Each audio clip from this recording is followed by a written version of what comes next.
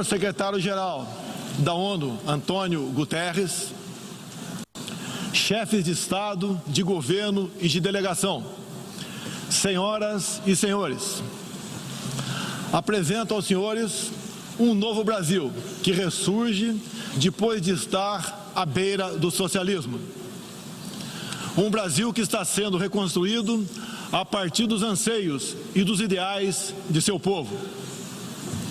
No meu governo, o Brasil vem trabalhando para reconquistar a confiança do mundo, diminuindo o desemprego, a violência e o risco para os negócios, por meio da desburocratização, da desregulamentação e, em especial, pelo exemplo. Meu país esteve muito próximo do socialismo, o que nos colocou numa situação de corrupção generalizada, grave recessão econômica, altas taxas de criminalidade e de ataques ininterruptos aos valores familiares e religiosos que formam nossas tradições. Em 2013, um acordo entre o governo petista e a ditadura cubana trouxe ao Brasil 10 mil médicos sem nenhuma comprovação profissional. Foram impedidos de trazer cônjuges e filhos. Tiveram 75% de seus salários confiscados pelo regime e foram impedidos de usufruir de direitos fundamentais como de ir e vir. Um verdadeiro trabalho escravo, acreditem. Respaldado por entidades de direitos humanos do Brasil e da ONU. Antes mesmo de eu assumir o governo, quase 90% deles deixaram o Brasil, por ação unilateral do regime cubano. Os que decidiram ficar se submeterão à qualificação médica para exercer sua profissão. Deste modo, nosso país deixou de contribuir com a ditadura cubana, não mais enviando para Havana 300 milhões de dólares todos os anos. A história nos mostra que já nos anos 60, agentes cubanos foram enviados a diversos países para colaborar com a implementação de ditaduras. Há poucas décadas, tentaram mudar o regime brasileiro e de outros países da América Latina. Foram derrotados. Civis e militares brasileiros foram mortos e outros tantos tiveram suas reputações destruídas, mas vencemos aquela guerra e resguardamos nossa liberdade. Na Venezuela, esses agentes do regime cubano, levados por Hugo Chávez, também chegaram e hoje são aproximadamente 60 mil que controlam e interferem em todas as áreas da sociedade local, principalmente na inteligência e na defesa. A Venezuela, outrora um país pujante e democrático, hoje experimenta a crueldade do socialismo. O socialismo está dando certo na Venezuela. Todos estão pobres e sem liberdade. O Brasil também sente os impactos da ditadura venezuelana. Dos mais de 4 milhões que fugiram do país, uma parte migrou para o Brasil, fugindo da fome e da violência. Temos feito a nossa parte para ajudá-los, através da Operação Acolhida, realizada pelo Exército Brasileiro e elogiada mundialmente.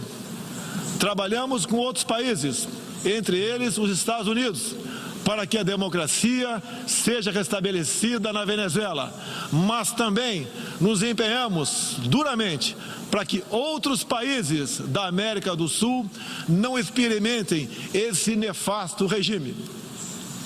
O Foro de São Paulo, organização criminosa, criada em 90 por Fidel Castro, Lula e Chávez, para difundir e implementar o socialismo na América Latina, ainda continua vivo e tem que ser combatido.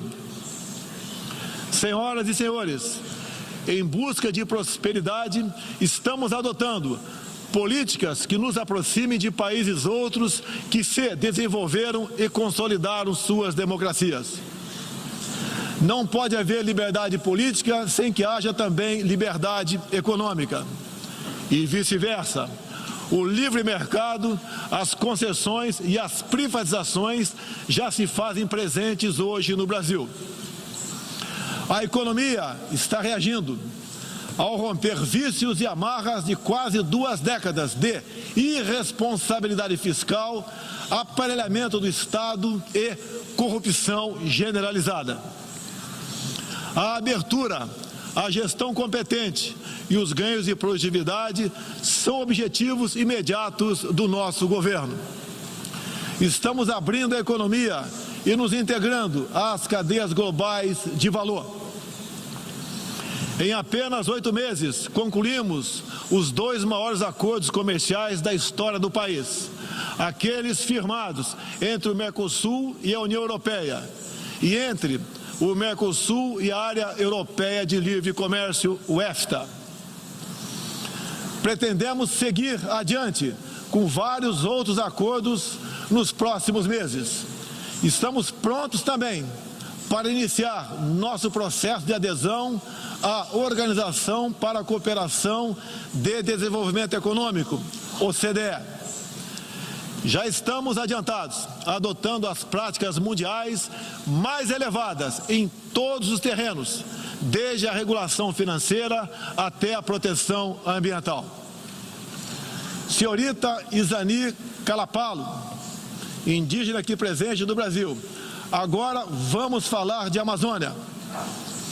Em primeiro lugar, meu governo tem o compromisso solene com a preservação do meio ambiente e do desenvolvimento sustentável em benefício do Brasil. O Brasil é um dos países mais ricos em biodiversidade e riquezas minerais. Nossa Amazônia é maior que toda a Europa Ocidental e permanece praticamente intocada. Prova de que somos um dos países que mais protege o meio ambiente. Nessa época do ano, o clima seco e os ventos favorecem queimadas espontâneas e também as criminosas.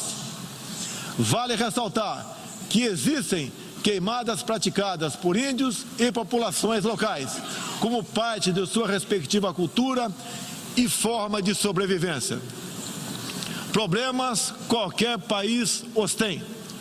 Contudo, os ataques sensacionalistas que sofremos por grande parte da mídia internacional, devido aos focos de incêndio na Amazônia, despertaram nosso sentimento patriótico. É uma falácia dizer que a Amazônia é patrimônio da humanidade e um equívoco, como atestam os cientistas, afirmar que a Amazônia, a nossa floresta, é o pulmão do mundo. Valendo-se dessas falácias, um ou outro país, em vez de ajudar, embarcou nas mentiras da mídia e se portou de forma desrespeitosa com o espírito colonialista. Questionaram aquilo que nos é mais sagrado, a nossa soberania. Um deles, por ocasião do encontro do G7, ousou sugerir aplicar sanções ao Brasil sem sequer nos ouvir. Agradeço àqueles que não aceitaram levar adiante essa absurda proposta. Em especial, o presidente Donald Trump, que bem sintetizou o espírito que deve reinar entre os países da ONU: respeito à liberdade e à soberania de cada um de nós. Hoje, 14% do território brasileiro está demarcado como terra indígena, mas é preciso entender que nossos nativos são seres humanos, exatamente como qualquer um de nós. Eles querem e merecem usufruir dos mesmos direitos de que todos nós. Quero deixar claro, o Brasil não vai aumentar para 20% sua área já demarcada como terra indígena, como alguns chefes de Estado gostariam que acontecesse. Existe no Brasil 225 povos indígenas, além de referências de 70 tribos vivendo em locais isolados. Cada povo ou tribo, com seu cacique, sua cultura, suas tradições, seus costumes e, principalmente, sua forma de ver o mundo. A visão de um líder indígena não representa a de todos os índios brasileiros. Muitas vezes, alguns desses líderes, como o cacique Raoni, são usados como peça de manobra por governos estrangeiros na sua guerra informacional para avançar seus interesses na Amazônia. Infelizmente, algumas pessoas de dentro e de fora do Brasil, apoiadas por ONGs, teimam em tratar e manter nossos índios como verdadeiros homens das cavernas. O Brasil agora tem um presidente que se preocupa com aqueles que lá estavam antes da chegada dos portugueses em 1500. O índio não quer ser latifundiário, pobre em cima de terra rica, especialmente das terras mais ricas do mundo. É o caso das reservas Yanomami e Raposa Serra do Sol. Nessas reservas existe grande abundância de ouro, diamante, urânio, nióbio e terras raras, entre outros. E esses territórios são enormes. A reserva Yanomami sozinha conta com aproximadamente 95 mil quilômetros quadrados, o equivalente ao tamanho de Portugal ou da Hungria, embora apenas 15 mil índios vivam nessa área. Isso demonstra que os que nos atacam não estão preocupados com o ser humano índio, mas sim com as riquezas minerais e a biodiversidade existentes nessas áreas. E para mostrar aos senhores que não existe uma autoridade única entre os índios, eu quero ler uma carta aqui de grande parte das comunidades indígenas endereçadas para os senhores. O grupo de agricultores indígenas do Brasil, formado por diversas etnias e com representantes por todas as unidades da federação, que habitam uma área de mais de 30 milhões de hectares do território brasileiro, vem respeitosamente perante a sociedade brasileira endossar apoio total e restrito à indígena Izani Calapalo, aqui presente, do Parque Indígena do Xingu, Mato Grosso, que a mesma possa, na Assembleia das Nações Unidas, em Nova York, Estados Unidos, externar toda a realidade vivida pelos povos indígenas do Brasil, bem como trazer à tona o atual quadro de mentiras propagado pela mídia nacional e internacional, que insistem em fazer dos povos indígenas do Brasil uma reserva de mercado sem fim, atendendo interesses estrangeiros de países que ainda enxergam no Brasil uma colônia, sem regras e sem soberania. O Brasil possui 14% do seu território nacional regularizado como terras indígenas e muitas comunidades estão sedentas para que o desenvolvimento dessa parte do Brasil finalmente ocorra sem amarras ideológicas ou burocráticas. Isso facilitará o alcance de uma maior qualidade de vida nas áreas do empreendedorismo, saúde e educação. Uma nova política indigenista no Brasil é necessária. O tempo urge. Medidas arrojadas podem e devem ser incentivadas na busca pela autonomia econômica dos indígenas. Certamente que, se um conjunto de decisões vier nesse sentido, poderemos vislumbrar um novo modelo para a questão indígena brasileira. Um novo tempo para as comunidades indígenas é fundamental. A situação de extrema pobreza em que se encontram, sobrevivendo tão somente do Bolsa Família e de cestas básicas, nunca representou dignidade e desenvolvimento. O ambientalismo radical e o indigenismo ultrapassado e fora de sintonia com o que querem os povos indígenas representam o atraso, a marginalização e a completa ausência de cidadania. A realidade ora posta impõe que o mundo, na arena da Assembleia das Nações Unidas, possa conhecer nossos desejos e aspirações na voz da indígena Izani Calapalo. que transmitirá o real quadro do meio ambiente e das comunidades indígenas brasileiras. Portanto, Izani Kalapalo goza de confiança e do prestígio da liderança indígena interessada em desenvolvimento, empoderamento e protagonismo, estando apta para representar as etnias relacionadas anexas, que são 52. Acabou o monopólio do senhor Raoni.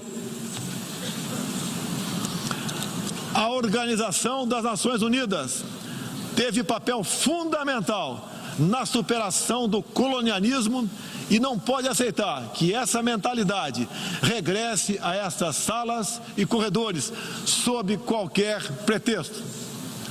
Não podemos esquecer que o mundo necessita ser alimentado. A França e a Alemanha, por exemplo, usam mais de 50% de seus territórios para a agricultura. Já o Brasil usa apenas 8% de terras para a produção de alimentos.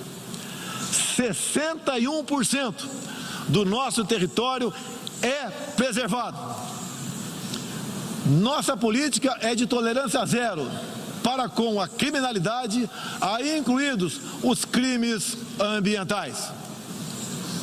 Quero reafirmar minha posição de que qualquer iniciativa de ajuda ou apoio à preservação da floresta amazônica ou de outros biomas deve ser tratado em pleno respeito à soberania brasileira. Ok. Está aí o discurso do presidente Jair Bolsonaro, bom dia. Um belo discurso, só não gostou quem é jaguara, só não gostou quem estava acostumado a fazer o que queria, a mentir, a tomar o dinheiro brasileiro, a dar dinheiro para outras repúblicas aí que nunca pagarão. Então, é um discurso firme, não tem nada de... O que é? Nós vamos lá mostrar a bunda? A gente vai lá mostrar o cofrinho? Tá louco? Ele tem que chegar lá e dizer quem nós somos mesmo. Um país que está em pleno desenvolvimento, há muitos anos só não desenvolveu mais porque só roubaram na política. Só roubaram. E agora tem um governo sério. É um governo sério, sim. As lacraias da esquerda ficam loucas. Só pode morrer de inveja com um presidente desse, né? Vocês nunca tiveram isso. Vamos relembrar? Vamos relembrar os discursos? Bota o Sarney aí. Vocês estão com saudade? Bota o Sarney aí. I would like to conclude by quoting the poet of democracy, the great Walt Whitman. Welcome, Brazilian brothers. Estou tentando traduzir, olha que eu estudei inglês pra caramba. Place is ready. A loving hand, a smile from the north, Meu Deus. a sun instant rail. Let the future care for itself where it reveals its troubles, impedimentos. Impedimentos? Ours the present fraud, the democratic aim, the acceptance and the faith. To thee, today, our reaching army, our turning neck, to thee from us the expectant eye. Today. Meu Deus do céu, isso era uma receita de alguma comida, ou isso era ele tentando falar inglês? Que vergonha. Mas você quer passar mais vergonha ainda? Quer passar mais vergonha? Bota o da Dilma ali. Olha a Dilma no discurso da ONU. Até agora, a energia hidrelétrica é a mais barata, em termos do que ela dura, da sua manutenção e também pelo fato da água ser gratuita e da gente poder estocar. O vento podia ser isso também, mas você não conseguiu ainda tecnologia para estocar vento. Então, se a contribuição dos outros países, vamos supor que seja desenvolver uma tecnologia que seja capaz de, na eólica, estocar, ter uma forma de você estocar, porque o vento ele é diferente em horas do dia. Então, vamos supor que vente mais à noite. Como é que eu faria para estocar isso? Hoje nós usamos as linhas de transmissão. Você joga de lá para cá, de lá para poder capturar isso. Pelo amor de Deus, né? Que vergonha. Essa aí o Sarney falando para chefes de Estado na ONU, que vergonha. Ontem tivemos um presidente altivo, um presidente que está dando um recado. Quem for honesto, quem quiser fazer um trabalho honesto, conjunto de mercado com o Brasil está aberto para os mercados. Mas a soberania nacional, o nosso patriotismo nunca esteve tão em alta. Nunca esteve na democracia tão em alta. Nós esquecemos que nós somos brasileiros. Nós esquecemos da nossa bandeira, nós esquecemos de amar verdadeiramente nosso país. Sabe por quê? Porque esses esquerdas vieram com outras bandeiras e foram lobotizando a cabeça das pessoas, o sentimento das pessoas, e foram fazendo elas ficarem... Você tinha vergonha antes de falar que você era patriota? Era um horror. Quando estavam aqueles outros no governo, você falava, não, mas o Brasil... Tinha que fazer assim, o Brasil... Daí você ficava sendo patriota só quando a seleção brasileira vai jogar. Ué, vamos acordar, gente. Não quero ficar aqui de manhã cedo xingando e fazendo, mas é uma indignação, né? Agora, voltando aqui ao Brasil, no caso da bala que acertou a Ágata, a menina, né? A pobrezinha da menina lá no Complexo Alemão, a perícia vai dizer da onde partiu essa bala. A Globo é perita, né? A Globo fica fazendo perícia no ar e dizendo, afirmando que foi a PM que acertou. Bota na lauda 3 aí. Lauda 3. Veja... desculpe, é a 4. A 4. É a 4. É a lauda 4. Veja aí. Olha só. Tá vendo? Traficante dentro da favela. Lá em Manguinhos, olha aí. Ali. Olha como é que ele atira com esse fuzil. Filha da puta! É isso. Caralho, deram 2 agora, foi ligado. Ele aqui, tá aqui embaixo. Tá lá. Tá?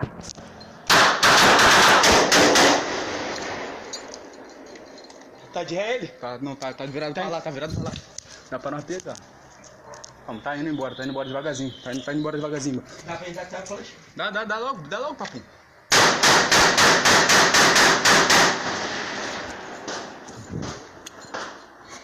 O menor não pega. Tá na favelaria, né? Foi embora. Tomaram coça! Aqui, cadê? A pra lá tá na... Remetente. É 9, né? Tá indo embora, já tá indo lá embaixo. Ah, que da... Ih, sem bala na agulha. Se fudeu. É tudo uma brincadeira, uma grande gozação. É assim que eles atiram na favela. E não é... quando eu apresentei... Veja bem, eu trabalhei 6 anos no Rio de Janeiro, 2010 a 2016. E não foi nenhuma nem duas. Quando eu apresentei o SBT Rio de Janeiro, 3 anos, apresentei 3 anos Cidade Alerta e Balanço Geral lá na Record.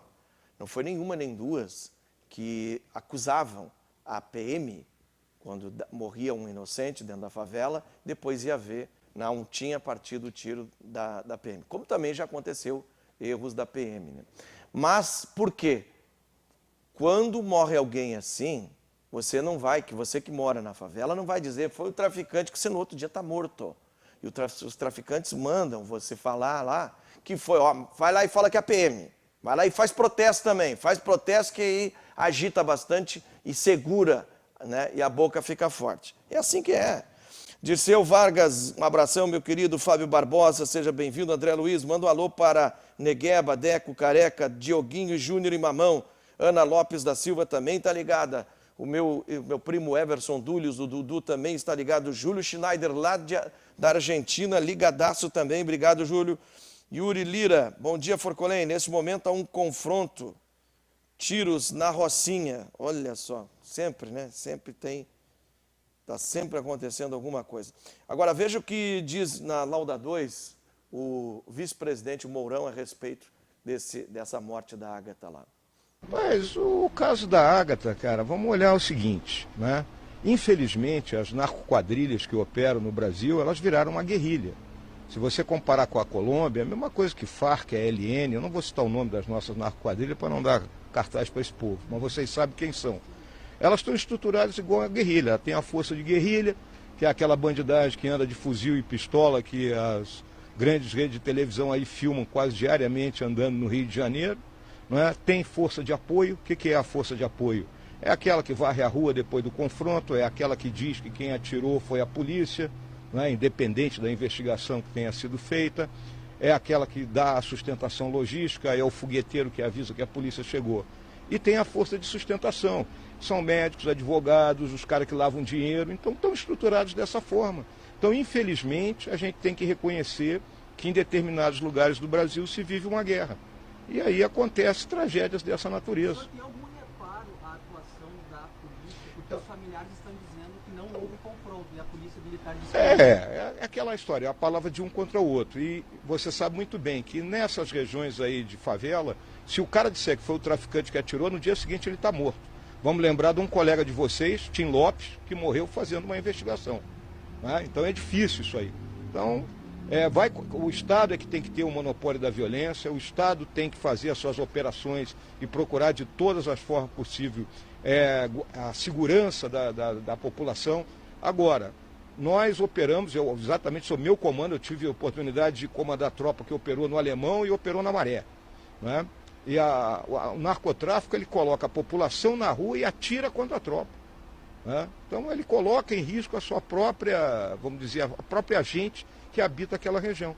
Então é uma tragédia isso, não é? E nós temos que fazer o possível e o impossível, né, para evitar que isso aconteça. General, foi difícil a discussão do estudante do Instituto no Congresso? Isso aí é outra, isso aí é uma coisa, outra coisa. Mas o senhor acredita que isso pode afetar? Porque os deputados já estão articulando para tirar isso da proposta do pacote. Olha, O presidente Rodrigo Maia também disse que pode. Isso aí tem que ser discutido no Congresso. Muito bem. Eu quero mandar um abraço para o Fernando Pinto, ali na audiência de São Leopoldo. Roberto Souza, estou lhe assistindo em Jijoca do Jericoacoara, Ceará. Você acha que eu ia errar? Você achou que eu ia gaguejar? Não sei se tu mora lá mesmo, se tu tá de sacanagem comigo, mas aqui, ó, Jijoca do Jericoacoara, não tem, aqui é dicção, velho. Você tá louco? Não vou errar, não. Então é isso aí que o vice-presidente falou, né? Eles usam a própria galera deles, o próprio povo deles, como um escudo para fazer isso aí. Vai lá na Lauda 12, veja essa mulher aí. Nós estamos no Setembro Amarelo, que fala sobre o suicídio, né? Veja essa moça que quer se atirar da ponte aí, ó. Ela está ali, bem na beira da ponte. O rio ali tem uma correnteza bem forte. A galera está toda parada, tem bombeiro, tem PM. Tem uma pessoa filmando. Ela quer se matar. Ela está com depressão, né? Isso a gente tem que respeitar. Tem aqueles palhaços que passam e ficam gritando, te atira, pula. Eu não sei, são pessoas assim extremamente, sem um pouco de cultura, nem aborígene faz. Não dá para nem chamar de aborígene uma criatura dessa, né? Que não respeita a dor dos outros.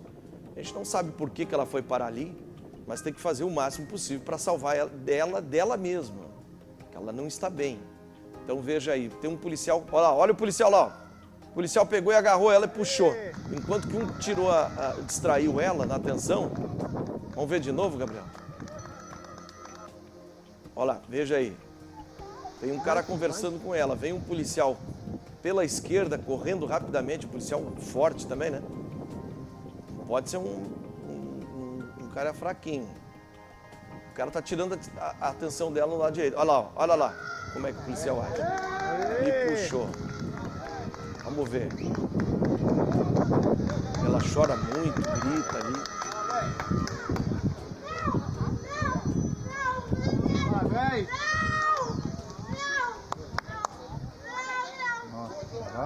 Parabéns, sargento. Parabéns, cabo, parabéns. Ó, foi o cabo aí, esse cara aí, ó. Esse cara que puxou ela aí, ó. Parabéns. Cabo Nogueira. Parabéns. Essa ocorrência foi em Lavrinhas, interior de São Paulo. Graças a Deus, o cabo Nogueira estava ali e conseguiu salvar esta mulher dela mesma, né? Dela mesma. Incrível. Agora, lauda 14. Bandidos chegam para assaltar. O bandido está com uma arma de brinquedo. Esse segurança de colete está com uma arma de verdade. Olha aí, veja o que acontece. Ele já viu que ele podia ter... Não morreu, não atirou, então toma. Toma o que é teu também. Mais um em você, pronto. Derrubou 2. Mas que coisa... Olha lá, um tá caído ali, ó. Tá aí. Dormiu, vai dormir o sono da bruxa, né? Bota de novo eles chegando ali. Veja. Eles chegam para assaltar, só que um está com uma arma de brinquedo, esse de capacete, e o segurança está com uma arma de verdade, a bala pega, né? O caroço pega no corpinho deles, e aí os dois dormiram o sono da bruxa. Sabe o que é o sono da bruxa, Gabriel? Não acorda mais, né? O sono da bruxa é eterno. Daniel Severo Teixeira, bom dia, Forconém, assistindo aqui do plantão, lá do SAMU. Valeu, irmão. Bom trabalho aí para vocês, SAMU de Novo Hamburgo. Marineide Esteves, bom dia. Almerinda, São Gonçalo, Rio de Janeiro. Obrigado, querida. Jorge Silva, bom dia, Forconém. Estamos em Quiapém, Novo Hamburgo. Abraço. Obrigado. Agora eu vou falar uma coisa muito séria que está acontecendo no Brasil, tá? E é revoltante. Me dá a foto lá da lauda 16. Presta atenção na foto, nesse senhor aí, ó. Tá vendo esse senhor? 66 anos, fazendo o seu churrasquinho aí, né? Churrasquinho tradicional, gaúcho. Quando a gente não tem uma churrasqueira toda preparada, bonita, a gente pega meio tonel, né? Um tonel mesmo, aqueles de lata, corta ao meio, aí coloca o carvãozinho aí dentro, faz ali uma estrutura de ferro e bota os espetos. Esse é o churrasquinho tradicional. Esse homem aí é o Luiz Mário Cassol, morador aqui de Novo Hamburgo, Rio Grande do Sul. Ele foi visitar o filho em Gravataí e ele estava com problema pulmonar. Ele estava com pneumonia. O que aconteceu? Ele estava lá no fim de semana visitando o filho e ele passou mal em Gravataí, na região metropolitana. Aí eles tiveram que levar ele uma UPA. Esse metalúrgico, pai de 5 filhos, ele é um dos 5 filhos. Aí ele foi para a UPA e de lá saiu morto. Ele foi para a UPA e lá morreu, sabe por quê? Porque ele não conseguiu um leito na UTI para sua transferência em toda a região metropolitana do estado do Rio Grande do Sul. Mas esse rapaz, esse cidadão aí de 66 anos que você está vendo na foto, é mais uma vítima dessa carnificina que se chama SUS. Que agora você vai numa UPA, a UPA nunca tem condição de nada, a UPA é para te travar, para te não chegar no hospital, e você nunca chega no hospital, porque os hospitais estão superlotados. O que mandou a justiça? A justiça determinou o estado e o município que comprassem uma vaga na UTI particular. E nem o estado e nem o município cumpriram a determinação judicial. Ora, eu vou dizer uma coisa para vocês. De volta, novamente, eu volto ao Rio de Janeiro. Quantas vezes também lá no Rio, as pessoas ficaram nessa condição aí e chegava uma ordem judicial para o secretário de saúde ou o gestor lá do hospital cumprir a determinação, comprar uma vaga particular na UTI, que não é barata, obviamente, e eles nunca cumpriram. Então é o seguinte, eu não sei por que uma ordem judicial se ninguém cumpre. Agora, se chegar uma ordem judicial para mim, para você que está assistindo o jornal na sua casa, por exemplo, busque apreensão no carro, não paga o carro para ver. Aí, deixa lá a foto, que acontece? Você vai preso por obstrução, desacato, né? Ali o oficial de justiça que vai com o policial. Agora, esta mesma ordem judicial chega lá na UPA de Gravataí, chega na UPA de São Gonçalo do Rio de Janeiro, como eu conheço muito bem, chega na UPA de Realengo do Rio de Janeiro, chega lá na UPA de Curitiba, chega na UPA de qualquer lugar do país, compre uma vaga na UTI, eles não cumprem a medida judicial e a pessoa morre e fica por isso mesmo. Sabe por que isso também, né? Agora quarto para cá. É porque a maioria dos brasileiros que pagava plano de saúde particular, depois dessa quebradeira dessa gente de esquerda sem vergonha, que acabou com o país, deixou 14 milhões de desempregados, esses 14 milhões de desempregados sustentavam famílias, aí você joga aí para 20 milhões, 25 milhões, e eles pagavam plano de saúde e não puderam mais pagar. E aí nós, né, que não podemos mais pagar plano, você que não pode mais pagar plano, vai para dentro de um SUS. E aí seja o que Deus quiser, ó, é isso aqui, ó. Pelo amor de Deus, Jesus, nos ampare aqui, porque nós estamos ralados com esse SUS. Isso é uma vergonha, senhor presidente Jair Bolsonaro. E outra coisa, enquanto que o Congresso, eles têm os melhores médicos, o melhor plano de saúde, Senado, deputado federal, eles vão lá pro Sírio-Libanês, né? Qualquer coisinha. Senadores, então, você sabia que se um senador ficar doente, um outro substitui ele e ele ficar 1 mês, 2 meses, ele já ganha um plano de saúde vitalício, ele não precisa mais nem voltar para o Senado? E nós ficamos com o quê? Gente, isso tem que mudar nesse país. Eles fazem o que querem, eles enrolam, eles acabam com leis. Agora eles detonaram 17 vetos do presidente Jair Bolsonaro aí, daquela lei de abuso de autoridade. E nós ficamos assim. Bota a foto do cidadão aí de novo. Esse cidadão não voltou para casa. Era uma pneumonia. Era tratável. Mas só que naquele momento crítico precisava de uma UTI. Ele é morador de Novo Hamburgo, ele não voltou. Ele voltou para morar num lugar que de lá ele nunca mais vai sair, que é o cemitério.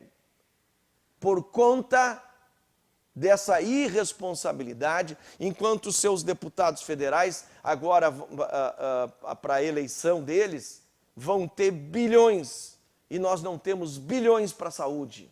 Esse dinheiro aí, não adianta disfarçar. Não adianta falar, Forcolém, discurso sempre falta. Mas é verdade, acorde. Esse dinheiro que eles gastam lá, faltou para esse aposentado. E vai faltar para todos, e faltou ontem para outros, faltou anteontem para outros, faltou essa semana, esse mês, esse ano, e vai faltar amanhã, vai faltar depois da manhã, e vai faltar os próximos dias. Porque quem estiver dependendo do SUS tem que rezar para ser bem atendido. Principalmente porque esse negócio de você primeiro cair na UPA é para evitar você superlotar os hospitais. A UPA faz lá uma avaliação, ok. Quando é clínico, ok. Quando é uma simples medicação, ok. Agora, quando o negócio é grave, eu tenho que ir na UPA para depois para nunca mais sair da UPA? E assim está a saúde em Novo Hamburgo, na região metropolitana, em Estância Velha, Sapiranga, Campo Bom, está assim em Canoas, está assim em todo lugar. Isso é uma vergonha o que nós estamos passando. Nós estamos pedindo, pelo amor de Deus, atenda, nos dê uma chance a mais de viver, que o nosso pai que entre nessa UPA aí, tem uma chance de viver, porque não dá para aguentar. Trocando de assunto, Lauda 4, trocando totalmente de assunto. Tinha um caminhãozinho do gás. E o caminhãozinho do gás está subindo uma ladeira. Olha, é uma ladeira. E aí, como diz aquela frase, lá vem o cara descendo a lomba da vossa ovelina. Só que era um gás. Ó, bota aí. Olha o caminhãozinho. Ó. O caminhãozinho vem subindo. Olha lá atrás é aberto. Olha o gás, olha o gás, olha o gás. Todo o gás caiu, meu Deus do céu. Olha lá, ó, gás de graça. Tá chovendo gás aí, moço. Só cuidar para não pegar na cabeça de um aí. A sorte que o botijão de gás não explode, né? Tecnicamente, o botijão de gás não explode com impacto, nada. Isso é graças ao Pai. Olha aí. Olha aí. O gás todo vazando. Vazando no outro sentido, né? Caiu tudo ali. Então, o gás já era. E o cara vai notar que o gás caiu só lá em cima, lá depois ele vai ver, daí vai ter que contar. Será que ele vai encontrar todos os gases? Volta aqui. Vamos para lá o da 9. O presidente Jair Bolsonaro fez uma avaliação do seu discurso. E a gente vai ver agora, vamos ver. Acho que a Assembleia Geral da ONU teve vindo numa época certa. O Brasil estava sendo enxovalhado por parte da mídia externa no tocante à questão ambiental e preservação da nossa Amazônia. Conseguimos aqui, com um discurso bastante objetivo e verdadeiro, mostrar que essa não é a realidade. Também colocamos muitas outras questões na pauta, o interesse do Brasil, juntamente com os Estados Unidos, em solucionar a questão da Venezuela, a nossa crítica à ditadura cubana, que continua interferindo em alguns países da América do Sul. Mostramos aqui que o Brasil está recuperando o seu grau de confiança no mundo todo, se transformando num bom ambiente para negócio, desburocratizando, desregulamentando, que é mais importante, né? Um governo que administra pelo exemplo. Eu acho que, de forma geral, a nossa participação foi muito boa, o discurso foi bastante objetivo e bastante respeitoso para com todos. O Brasil, pela primeira vez, no meu entender, colocou o seu ponto de vista como um país que tem e merece ser respeitado. Aí, a Laura Dil diz o seguinte: além do plano de saúde, ainda tem médicos de várias especialidades e ambulâncias nas câmaras de assembleias. É verdade. O Israel de Faria, no Face, está falando o seguinte: gente, as próximas eleições temos que exigir que todos os políticos usem o hospital público, só assim para a gente viver em bom atendimento. É assim na Inglaterra. O político na Inglaterra tem que usar a escola pública e a saúde pública, porque senão ele perde o cargo, ele não pode ter nada particular. Por isso que é de excelência, porque ele não vai querer que os filhos dele vá numa escola pública precária. Ele não vai deixar ele e os seus parentes, seus filhos, sua esposa, sua mãe, entrar num posto de saúde, ela vai morrer, como morreu aquele aposentado. Se ele fosse filho de um político, né? Com certeza ele não estaria ali. Já teria sido transferido, né? Ia ter um atendimento. Esse é filho do deputado fulano, pelo amor de Deus, coloca lá naquele hospital lá. Não é verdade? É isso. É exatamente isso, meus queridos. É isso, é nessa situação que nós estamos. Nós estamos à mercê dessa vagabundagem aí. Batalhão de choque na Serra, em Bento Gonçalves, cidade maravilhosa, fez uma limpa lá. Dá uma olhada. Olha aí.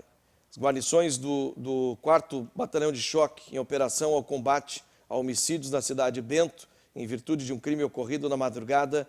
Indivíduos estariam armados na localidade rural de Tuiuti. Equipes se deslocaram até o local e, ao identificar a residência de um dos líderes, do nome Reni, e mais outros indivíduos, na tentativa de abordagem, suspeito correu para uma área de mata atrás das residências, depois identificado como Silas Furtado Pereira.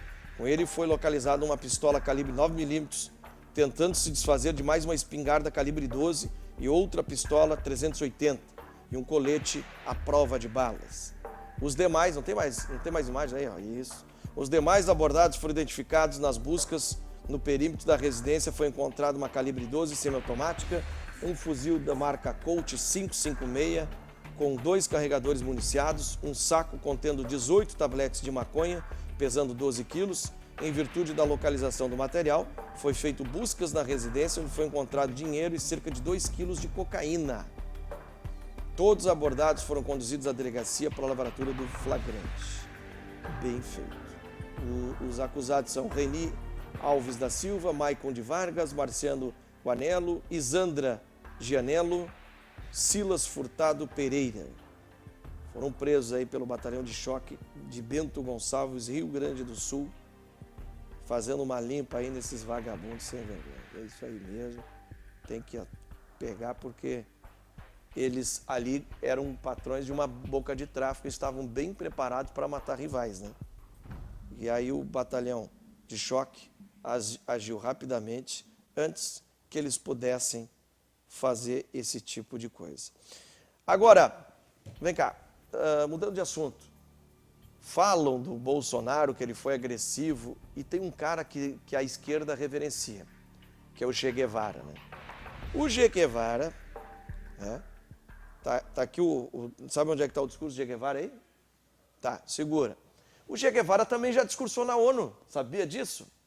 Pois é, eu acho engraçado, né, que eles falam da liberdade, de coisa que proporcionou a Revolução Cubana, liberdade, né?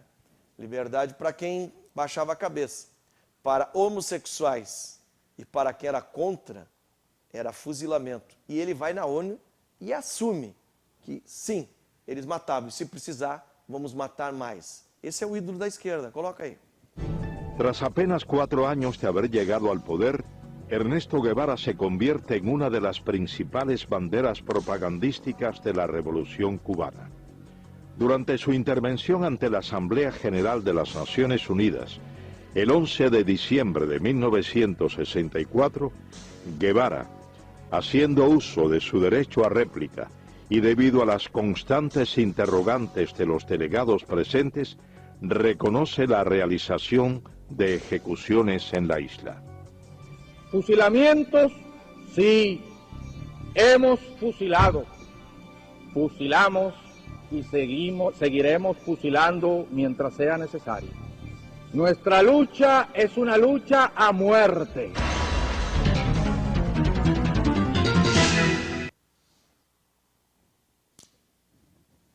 Quer comentar alguma coisa, você que está aí assistindo pelo canal 14 da Vale TV ou pelo Face? Aí, ó. O cara matava mesmo, assume que matava. Bom dia, Letícia de Almeida, Fábio Barbosa também. O cara daí, ó, matava. E se precisavam matar mais. Eu acho engraçado o seguinte, pensa comigo você aí. Na Nicarágua, os caras estão fugindo, tentando entrar nos Estados Unidos. Na Venezuela, eles estão entrando no Chile, Peru e Brasil. Engraçado, esses caras ditadores que estão nesses países fazem o que querem, acabam com as pessoas. Lá na Venezuela já mataram milhares, tem 15 mil presos políticos. Eles podem sair de um país, né? As pessoas, claro, vão procurar refúgio, e os outros países têm que ficar abraçando. Por que não invadem esses países que estão fazendo isso? Mata esses ditadores aí. Ué? O que é isso? Eles não estão matando a população deles de fome, não estão matando os caras que são contrários? Então por que a ONU, que é a ONU, não pega... Não, vamos invadir aquele país lá, vamos tirar aquele ditador de lá e vamos promover, então, eleições diretas lá. Não, os outros países têm que ficar absorvendo. É como disse o Donald Trump ontem. É injusto isso. Por que os outros países ricos se preparam, têm que absorver isso? Então, peraí, vamos tomar conta desses outros países aí, fazer uma intervenção internacional. Falo isso, as pessoas ficam loucas, né?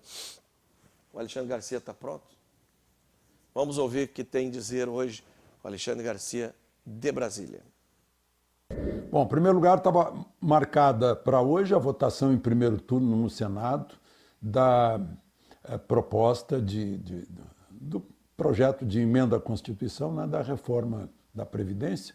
O presidente do Senado transferiu para semana que vem essa votação. Mas amanhã está marcado, né, na quarta-feira, um julgamento de algo que saiu da turma e vai para o plenário do Supremo sobre se deve ou não ouvir o réu depois de ouvida a testemunha de delação premiada.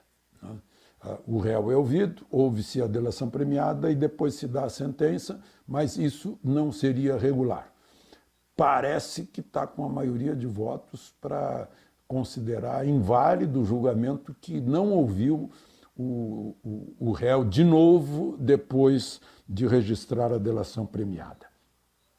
É o caso em si é do ex-presidente do Banco do Brasil, Aldemir Bendini, que a turma estava anulando a condenação dele com base nisso. Isso pode se estender para outros condenados lá na Lava Jato.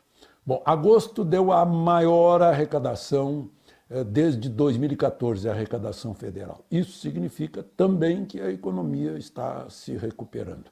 E vai se recuperar mais ainda a economia se fecharem alguns ralos. Ontem estavam me dizendo que farmácia popular é um dos ralos. Não quando se entrega mesmo o remédio, mas só quando se recebe a receita, não se entrega o remédio e recebe o dinheiro. Né?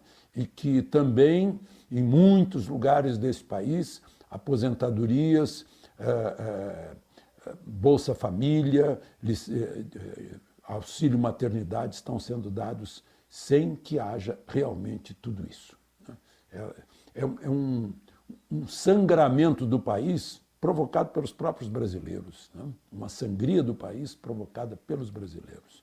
A gente fica condenando os outros corruptos, fica escandalizado com a corrupção, mas havendo oportunidade, muitas vezes a gente adere, né? Na base daquele sujeito que estacionou o carro em lugar proibido, depois justifica, não, mas já tinha outro lá, havia outros, né? Estão fazendo isso, então vamos fazer também. Bom, falei em carro, olha, na hora que entrou o discurso do presidente do Brasil na ONU, eu dei um jeito de estacionar na sombra para ficar ouvindo, né? Havia compromisso na frente, mas eu esqueci o relógio. E realmente valeu a pena ouvir cada palavra, cada entonação, cada frase desse discurso.